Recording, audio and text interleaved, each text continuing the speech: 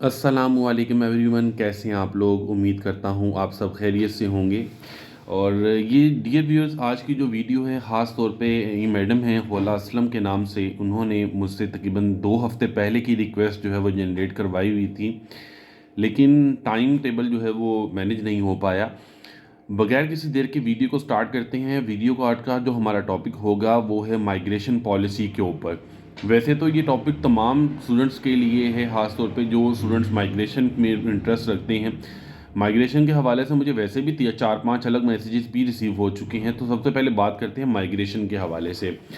असल में माइग्रेशन होता क्या है, माइग्रेशन का प्रोसीजर क्या है, मैं थोड़ी सी वजाहत में बात करूंगा ताकि जो नई बात सुन रहे हैं, जिनके लिए न्यू नॉलेज है, वो समझ सकेंगे कि बात हो किस बारे में रही है। माइग्रेशन होता है कि चलते चलते आप एक जगह से दूसरी जगह शिफ्ट हो रहे हैं। मिसाल के तौर पे आप एक यूनिवर्सिटी में एडमिशन ले रहे हैं, वहाँ पे आप स्टडी कर रहे हैं, और किसी भी रीज़न की वजह से आपको वो जगह छोड़कर, जहाँ पे आप रहते हैं वहाँ आप पढ़ रहे हैं, वो जगह छोड़कर आपको किसी और सिटी में जाना पड़ता है। तो वहाँ पर अपनी स्टडीज़ को कंटिन्यू करने के लिए स्टूडेंट्स के पास एक ऑप्शन होती है जिसको माइग्रेशन कहते हैं।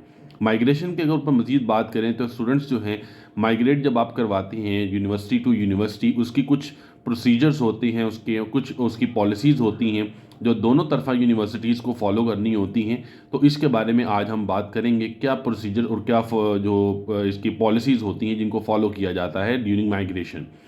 तो बात थी कि अगर आपने फर्स्ट सेमेस्टर फार्मा डी में किया हुआ है, and if you want to shift from any university to any specific university, नाम मेंशन नहीं करूंगा मैं, किसी भी यूनिवर्सिटी से आप दूसरी यूनिवर्सिटी में आप आना चाह रही हैं, तो उसके लिए तरीकाकार ये होता है कि आप सबसे पहले जो है वो एनओसी लेती हैं अपनी यूनिवर्सिटी से।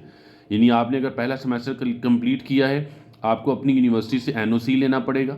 फ़र्ज़ करते हैं अगर आप इस वक्त जो है वो कराची में हैं और कराची से आप लाहौर में शिफ्ट हो रहे हैं, तो आपको जहाँ यूनिवर्सिटी में आप पढ़ रही हैं वहाँ से कंप्लीट करके अपना सेमेस्टर आपको एनओसी लेना पड़ेगा कि मैं लाहौर में शिफ्ट हो रही हूँ, तो मुझे अपनी स्टडी वहाँ कंटिन्यू करनी है, तो मुझे वहाँ पे एडमिशन के लिए एनओसी चाहिए होगा यूनिवर्सिटी से।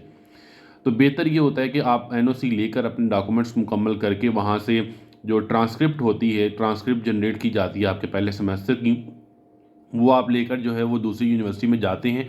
वहाँ पे आप अपने डॉक्यूमेंट्स जो हैं वो सबमिट करवाते हैं। यहाँ पे मैं एक बात को मुकम्मल खुलासे के तौर पर पेश करना चाहता हूँ कि जो माइग्रेशन होती है, इसमें एक सेमेस्टर में, 2 सेमेस्टर में बहुत मुश्किल होता है कि कोई भी यूनिवर्सिटी आपके जो सिलेबस है, आपके जो सब्जेक्ट्स आपने पढ़े हैं, उनको एक्सेप्ट कर ले। उसके लिए तरीकाकार ये होता है कि अगर आपने 4 ईयर्स के प्रोग्राम में 2 साल मुकम्मल कर लिए हैं, फिर आप माइग्रेट कर रहे हैं, तो उसमें यूनिवर्सिटी जो है वो आपके कुछ प्रोग्राम्स को एक्सेप्ट कर लेती है।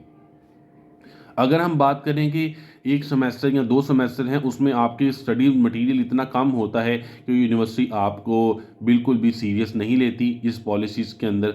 तो इसीलिए बेहतर ये होता है कि अगर आपके 4 सेमेस्टर मुकम्मल हो गए हों, तो माइग्रेशन का तरीकाकार थोड़ा सा बदल जाएगा और थोड़ा और तरीके से हो जाता है।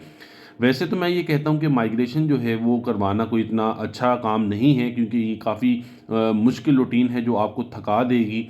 लेकिन बेहतर यही होता है कि जहाँ पे आपने एडमिशन लिया है वहाँ पर ही आप अपनी डिग्री को मुकम्मल करें।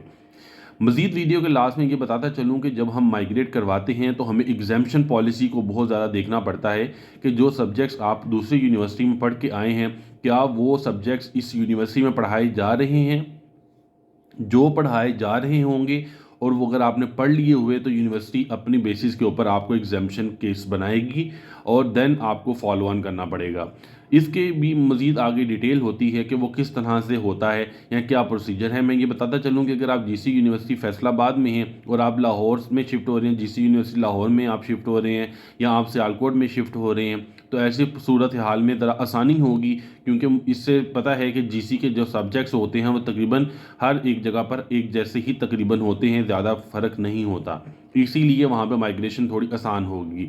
लेकिन अगर आप ये चाहें कि मैं एक प्राइवेट यूनिवर्सिटी से गवर्नमेंट यूनिवर्सिटी में चला जाऊँ या चली जाऊँ, या इसके बरअक्स उल्ट इसके वाइस वर्सा कर लें आप, तो उसमें जो पॉलिसीज़ होती हैं वो आपको आड़े हाथों लेनी पड़ती हैं, और इस वजह से आपको मुश्किल से ही माइग्रेशन जो है वो आपके काबिल कबूल होती है। लिहाजा मैं आपको यहाँ पे 2 बातें कहते हुए अपनी बात को कंक्लूड कर रहा हूँ कि एक तो माइग्रेशन की तरफ बिल्कुल मत जाएं। माइग्रेशन तब ही करें जब आपके पास कोई स्ट्रॉन्ग रीज़न हो, अदरवाइज माइग्रेशन मत किया करें। दूसरा, मैं ये कहना चाहूँगा कि अगर आपको माइग्रेशन करना भी है तो उससे पहले आपको यूनिवर्सिटी के बारे में पता होना चाहिए। अगर आप यूनिवर्सिटीज़ के अंदर जो है वो अपने आप को शफल कर रहे हैं, तो फिर तो आपको बहुत आसान होगा। जैसे मैं यूएमटी सियालकोट से यूएमटी लाहौर में अगर मैं शिफ्ट हो रहा हूँ तो मेरे लिए कोई प्रॉब्लम नहीं होगी माइग्रेशन में। लेकिन अगर मैं यूसीबी में शिफ्ट हो रहा हूँ या किसी अदर यूनिवर्सिटी में शिफ्ट हो रहा हूँ तो then might possible I have to suffer. और ये जनरल फिनोमिना है कि आपको यूनिवर्सिटी शिफ्ट करते हुए सफ़र करना पड़ता है। अपना ख्याल रखिएगा। ये तमाम तर डिटेल है माइग्रेशन पॉलिसीज़ के हवाले से मैंने आपके साथ जो जर्नल में सारी शेयर कर दी है। याद रहे ये किसी भी पाकिस्तान की यूनिवर्सिटी, चाहे पंजाब है चाहे कोई भी यूनिवर्सिटी है, आप उसके ऊपर ये पॉलिसीज़ आप समझें, आप उस पर लागू कर सकते हैं। तो अपना ख्याल रखिएगा। नेक्स्ट वीडियो में आपसे मुलाकात करूँगा, तब तक के लिए अल्लाह हाफ़िज़।